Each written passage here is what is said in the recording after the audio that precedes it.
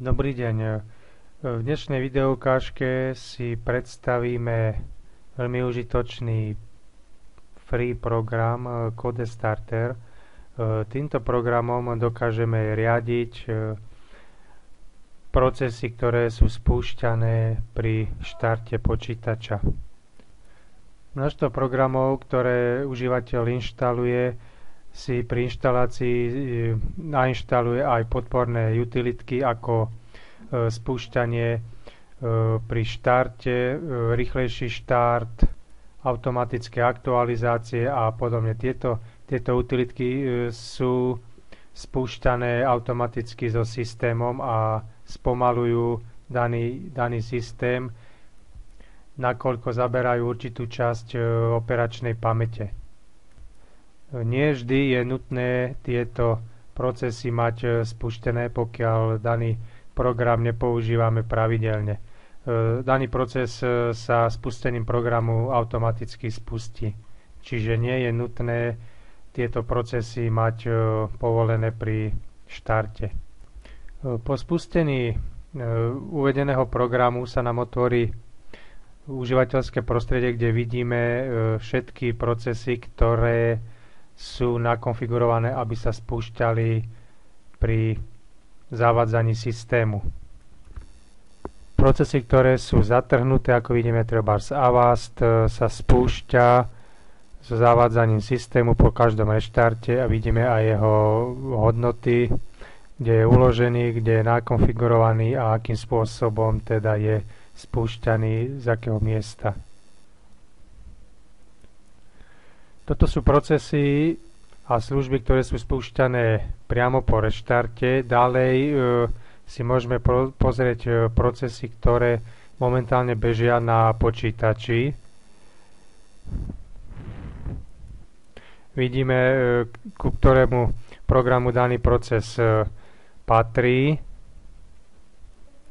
A takisto si môžeme pozrieť služby a servisy, ktoré sú spustené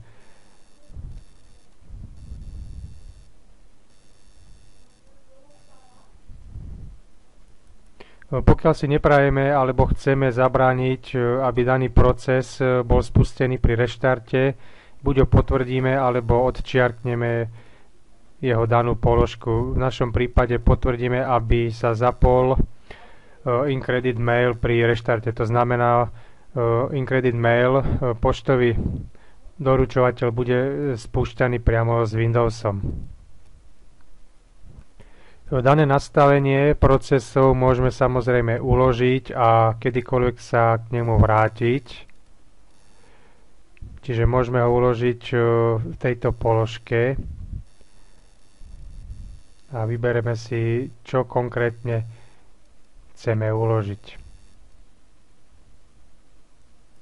Prípadne sa vrátiť k pôvodnému nastaveniu registrov, v ktorom sú zapísané spúšťané procesy.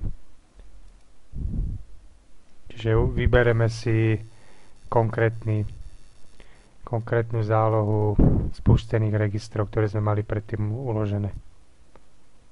Pokiaľ sa daný proces nenachádza v tejto tabuľke a potrebujeme spustiť žiadaný proces, jednoduchým spôsobom si ho vieme teda spustiť zo súboru, pokiaľ vieme, kde sa nachádza a ktorý exe support, prípadne iný spúšťací súbor spúšťa daný proces.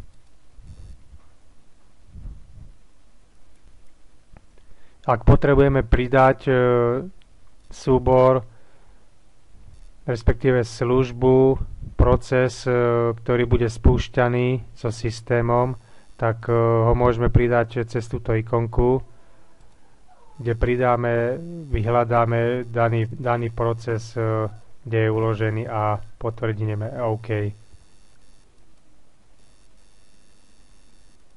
Keby som teraz vybral Starter Exit, tak po reštarte počítača sa mi bude takisto spúšťať tento daný proces, to znamená, zapne sa mi tento program, v ktorom riešime spúšťané procesy po štarte.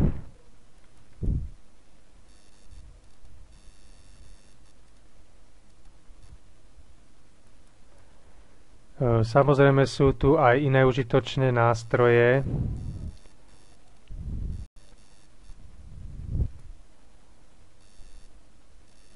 Treba sa zoznam služieb a procesov, ktoré sa môžu spúšťať, respektíve by sa nemali spúšťať, respektíve ktoré musia byť spustené s daným systémom.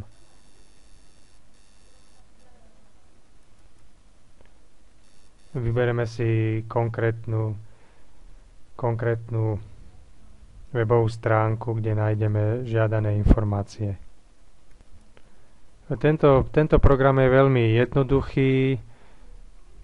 Užívateľské prostredie je priateľné a svojou podstatou je veľmi hodnotný pre užívateľa a pre každotýždennú, by som povedal, údržbu systému. Program je šírený ako free, čo je takisto jeho veľká výhoda a môžete si ho stiahnuť na priloženom linku.